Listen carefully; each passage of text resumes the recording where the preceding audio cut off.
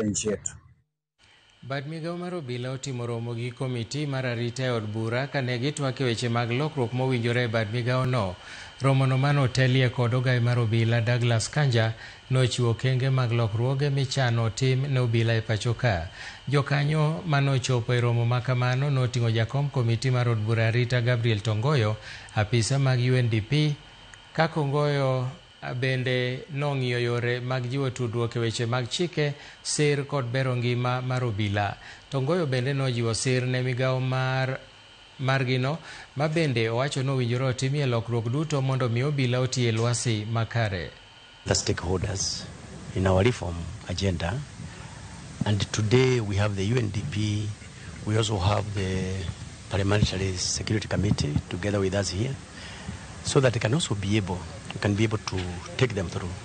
You know, this committee plays a critical role when it comes to matters legislative and even the funding programs of the National Police Service.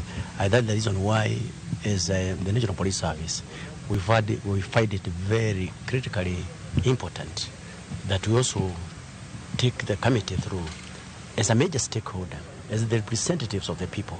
And we had a very robust, very good engagement with them this morning, addressing issues, even to include some gaps in the legislation, so that we can be able to help them in the journey of transforming this service to a responsive service in terms of addressing some gaps in law to advance their cause.